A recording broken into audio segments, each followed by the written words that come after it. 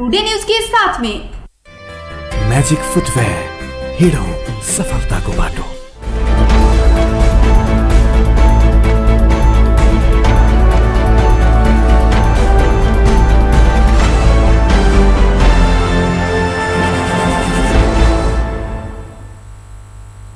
नमस्कार, टुडे न्यूजमा यहाँलाई स्वागत छ। म सरु लामा। न्यूज सुरु गरौँ आज देशैभरि महाशिवरात्रि पर्व मनाइदै गरेको सम्बन्धी प्रसङ्गबाट। प्रत्येक वर्ष फागुन कृष्ण चतुर्दशी मध्यरातमा परेका दिन मनाइने महाशिवरात्रि पर्व आराध्यदेव भगवान शिवको विधिपूर्वक पूजा आराधना गरी आज देशैभरि मनाइँदैछ। बिहिबार दिउँसो 2:52 बजेसम्म त्रयोदशी तिथि छ। त्यसपछि चतुर्दशी प्रारम्भ हुन्छ। चतुर्दशी तिथि शुक्रबार दिउँसो 2:51 बजेसम्म छ। मध्यरातमा चतुर्दशी तिथि बिहिबार परेकाले यसै दिन महाशिवरात्रि पर्व मनाउने निर्णय गरिएको नेपाल पञ्चाङ्ग निर्णायक समितिले जनाएको छ। पर ब्रह्माले फागुनमा कृष्ण चतुर्दशीका दिन मध्यरातमा शिवरूप धारणा गरेकोले मध्यरातमा चतुर्दशी तिथि परेकै दिन पूजा आराधना दर्शन गरे यस लोकमा सुख शान्ति र परलोकमा सद्गति प्राप्त हुने शास्त्रीय वचन रहेको समितिका अध्यक्ष प्राध्यापक डाक्टर रामचन्द्र गौतमले जानकारी दिनुभएको छ। वैदिक सनातन हिन्दू धर्मावलम्बी आज बिहानैदेखि नदी, कुण्ड र तलाउमा स्नान गरी शिवालयमा गई श्रद्धा भक्तिपूर्वक पूजा आराधना गर्ने गर्दछन्।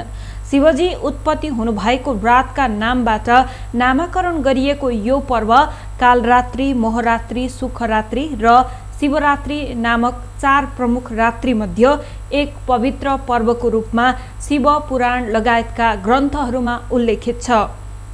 फागुन कृष्ण चतुर्दशीका दिन मनाइने यस पर्वलाई दिन दुखी र कष्टपूर्ण अवस्थामा रहेका प्राणीको हृदयमा धर्मको उदय गराउने आशुतोष भगवान शिवको अति प्यारो दिनको रूपमा पनि लिन्छ। माघ महिनामा महादेवको रुद्रत्व अर्थात् जगतलाई रुवाउने वा संहार गर्ने तत्त्वले गर्दा पत्रविहीन भई जीर्ण भइरहेका रुख बिरुवा तथा झारहरू उनै महादेवको शिवत्व जगत्वको कल्याण गर्ने तत्त्वले गर्दा फागुनमा पलाउन थाल्ने हुनाले शिवरात्रि मनाउने गरिएको हो भन्ने भनाइरहेको छ। व्रतमध्ये सर्वोत्तम कहलिएको महाशिवरात्रिको दिन आज भक्तजनले शुद्ध भई शिव मन्दिरमा पूजा अर्चना गरी व्रत बस्ने र भगवान शिवको प्रिय वस्तु दूध, धतुरो र बेलपत्र चढाउने गर्दछन्। यस पर्वको दिन उपवास गरी रातभर जागरण बसे सर्वसिद्धि लाभ भई यमलोक जानु नपर्ने धार्मिक विश्वास छ।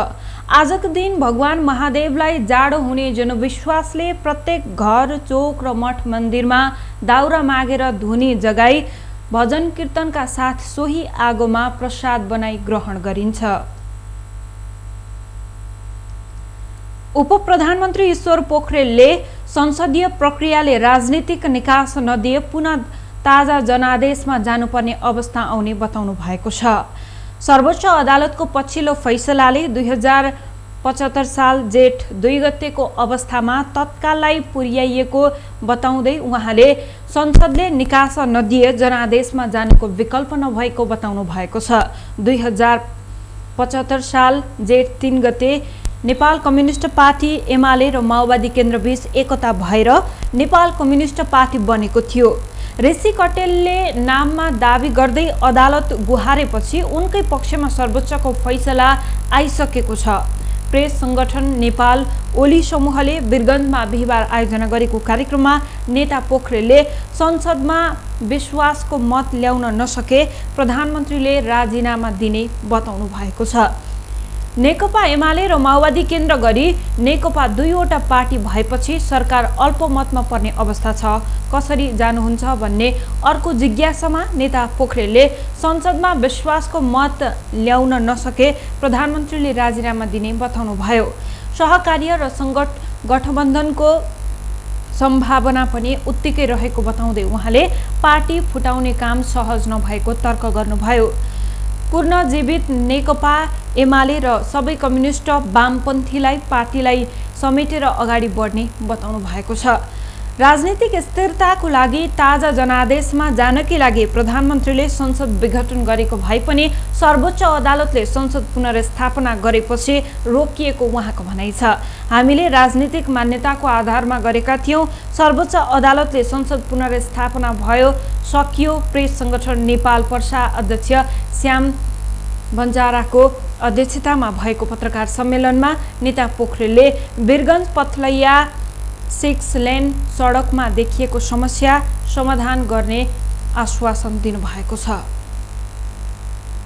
जनकपुरको 0 माइल स्थित अन्नपूर्ण होटल एन्ड गेस्ट हाउसबाट आन्तरिक राजस्व कार्यालय जनकपुरका कर अधिकृत सहित 2 जना 1,50,000 घुस रकम सहित पक्राउ परेका छन्। अन्तशुल्क समायोजन गर्न सेवाग्राहीबाट लिएको 1,50,000 रुपैयाँ घुस सहित कर अधिकृत रमेश ढकाल र कन्सल्टेन्सी सञ्चालक नवीन कर्णलाई अख्तियार दुरुपयोग अनुसन्धान आयोगको बर्दिवासको टोलीले पक्राउ गरेको हो। बुधबार राति 9 बजे दुवैजनालाई घुस रकम सहित अन्नपूर्ण गेस्ट हाउसबाट पक्राउ गरिएको अख्तियार दुरुपयोग अनुसन्धान आयोग बर्दिवासका प्रवक्ता मणिराम यावलीले जानकारी दिनुभएको छ। जनकपुर धाम उपमहानगरपालिका 6 स्थित नटराज स्पिड इन्डस्ट्रिज प्रालीको अन्तशुल्क समायोजन गर्नको लागि कर अधिकृत ढकालले 1,50,000 घुस मागेका थिए। घुसको रकम आरएन म्यानेजमेन्ट काउन्टर कन्सल्टेन्सीका प्रोप्राइटर नवीन कर्णलाई दिन भनेका थिए। कर अधिकृत कर्ण ढकालले कर्णको मोबाइल नम्बर दिएर घुस रकम दिन भनेका थिए। सेवाग्राहीबाट लिएको घुस सहित दुवैजनालाई पक्राउ गरिएको आयोगले जनाएको छ। सर्लाहीको चन्द्रनगर गाउँपालिकाको केन्द्र सार्न लागेको विषयलाई लिएर असन्तुष्ट स्थानीय वडावासीहरू बीच आपसी तनाव उत्पन्न भएको छ।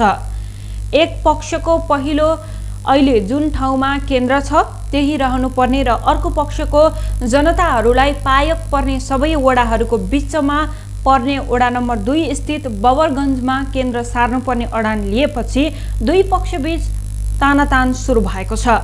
7 वटा वडाहरू रहेका पालिकामा वडा नम्बर 6 र 7 का स्थानीय केन्द्र सार्नु नपर्ने माग राखेर फागुन 21 गतेदेखि चन्द्रनगर गाउँपालिकाको वडा नम्बर 6 र 7 मा पर्ने नाडी तालको छेउमा रहेको उक्त पालिकाको कार्यालयमा तालाबन्दी गरी रिले धरनामा बसेका छन्।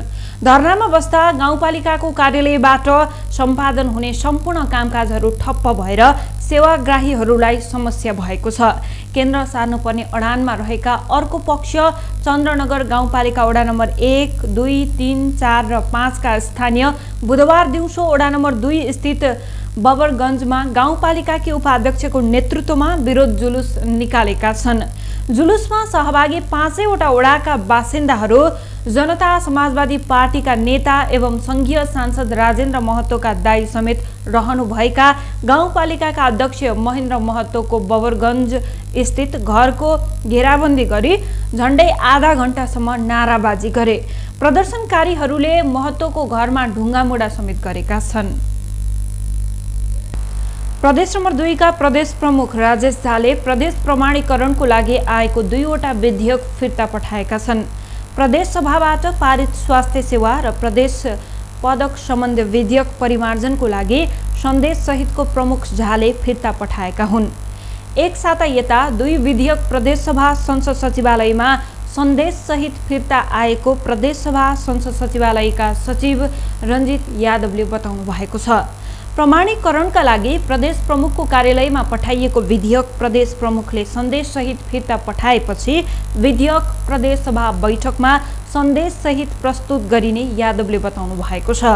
प्रदेश सभामा प्रमुख झाले पठाएको सन्देशमाथि छलफल गरी पास भएपछि प्रमाणीकरणको लागि प्रदेश प्रमुखको कार्यालय पठाइने व्यवस्था रहेको यादवले बताउनुभयो। प्रदेश प्रमुख झाले स्वास्थ्य सेवा विधेयकमा आयुर्वेद सेवा वडा तहसम्म विस्तार गर्न, प्रदेश स्तरमा रहने स्वास्थ्य समिति एकीकृत रहेकोले चिकित्सा र जनस्वास्थ्य गरी फरक फरक समितिको व्यवस्था गर्न सन्देश दिएको छ। प्रदेश प्रमुख झाले स्वास्थ्य विधेयकमा पूर्ण प्रदेश सुरक्षित मातृत्वको लागि गर्भवती महिला अनिवार्य स्वास्थ्य संस्थामा आउनुपर्ने र स्वास्थ्य संस्थामा आउन नसकेका महिलाहरूलाई घरमै गएर स्वास्थ्य परामर्श सेवा तथा सुविधा उपलब्ध गराउने व्यवस्था थप्न सुझाव दिएको प्रदेश प्रमुखको कार्यालयले जनाएको छ। स्वास्थ्य सेवा विधेयकमा प्रदेशका बालबालिकाहरूलाई खोपबाट वञ्चित हुन नदिन पूर्ण प्रदेश खोप सेवा थप्न पनि सुझाव दिएको छ। प्रदेश पदक विधेयकमा प्रदेश प्रमुखले प्रदेशमा रहेको प्रदेश बाहिरका स्वदेशी र विदेशीलाई समेत प्रदेश पदकबाट सम्मान गर्न सक्ने व्यवस्था थप गर्दै प्रदेशका नागरिक प्रदेश बाहिर देशमा र विदेशमा गौरव बढाएको खण्डमा पदक दिनुपर्ने र एउटै व्यक्ति दोस्रो पटक एउटै पदकबाट सम्मानित हुँदा फरक चिन्हको व्यवस्था गर्न सुझाव दिएको छ। पदक सिफारिस समितिमा महिला सहित अन्य जात जातिको समावेशी सदस्य राख्न समेत प्रदेश प्रमुखले सुझाव दिएको प्रदेश प्रमुखको कार्यालयले जनाएको छ। प्रदेश प्रमुखले फिर्ता पठाएको दुवै विधेयक असोज 26 गते प्रदेश सभाबाट पारित भएको थियो। प्रदेश नम्बर 2 मा अहिलेसम्ममा 39 वटा विधेयक प्रमाणीकरण भएर ऐन बनेको छ। प्रदेश सरकारको प्रवक्ता आन्तरिक मामिला तथा कानुन मन्त्री ज्ञानेन्द्र कुमार यादवले विधेयक फिर्ता भएको सम्बन्धमा आफूलाई जानकारी नरहेको बताउनु भएको छ। प्रमाणीकरणको लागि पठाइएको विधेयक प्रदेश प्रमुखले सुझाव सहित बढीमा 2 पटक मात्रै फिर्ता पठाउन सक्ने उहाँको भनाइ छ। धनुषाको मिथिला नगरपालिका 2 जेडीपी फारम स्थित श्री श्री 108 श्री महावीर झण्डा मेला सुरु भएको छ। महावीर झण्डा मेलाको लागि बुधबार बिहान झाँकी झरी सहितको करिब 300 को संख्यामा निस्किएको कलश यात्रा डिहीबार मन्दिर, दुर्गा मन्दिर, हनुमान मन्दिर हुँदै दुधमती पोखरीमा कलश थापेको थियो। कलश यात्रा समापनपछि खडा गरिएको 105 फिट लामो झण्डाको मिथिला नगरपालिकाको प्रदेश सभा सदस्य शत्रुधन महतो र वडा नम्बर 2 का वडा अध्यक्ष बिहारी महतोले विधिवत रूपमा सुरु गरेको झण्डा मेलाको वरिष्ठ सल्लाहकार वीरेन्द्र महतोले जानकारी दिनुभएको छ। वरिष्ठ वीरेन्द्र महतोको अनुसार फागुन 26 गतेबाट सुरु भएको झण्डा मेला फागुन 29 गतेसम्म रहने बताइएको छ। झण्डा मेलालाई आकर्षित बनाउनको लागि झरी र नेपालका पहलवानहरूद्वारा दङ्गल लगायतको कार्यक्रम राखिएको छ। मेलामा बुधबार करिब 20,000 भन्दा बढीले अवलोकन गरेको र आगामी दिनमा बढ्दै जाने विश्वास व्यक्त गरिएको छ। प्रदेश नम्बर 2 को प्रदेश सभामा नेकपा संसदीय दलका नेता शत्रुधन महतोको पद गुमेको छ। सर्वोच्च अदालतले नेपाल कम्युनिस्ट पार्टी नेकपालाई खारेज गरी तत्कालीन नेकपा एमाले र माओवादी केन्द्र बिउत्याएपछि प्रदेश सभामा नेकपा संसदीय दलका नेता महतोको पद गुमेको हो।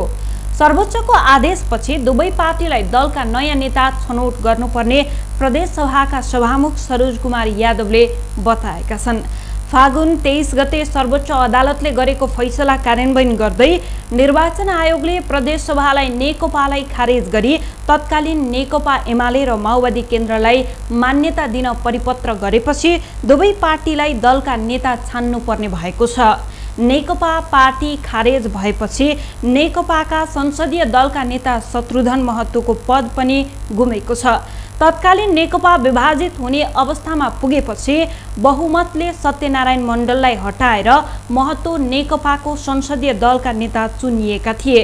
निर्वाचन आयोगले नै प्रदेश सभालाई पठाएको पत्रको मितिदेखि नै संसदीय दलका नेताको रूपमा महतोले पाउने सेवा सुविधा बन्द हुने सभामुख यादवले बताउनु भएको छ। तत्कालीन नेकपा एमालेका संसदीय दलका नेता सत्यनारायण मण्डल र माओवादी केन्द्रका संसदीय दलका नेता रामचन्द्र मण्डल थिए। नेकपाका 2 समूह अर्थात् प्रचण्ड नेपाल र ओली समूहमा विभाजित भएपछि सत्यनारायण मण्डल ओलीकै समूहमै थिए भने रामचन्द्र मण्डल आफ्नो समूह परिवर्तन गर्दै ओली समूहमा लागेका थिए। 2 पार्टीबीच एकीकरण हुँदा संसदीय दलका नेता एउटा चयन भएको थियो।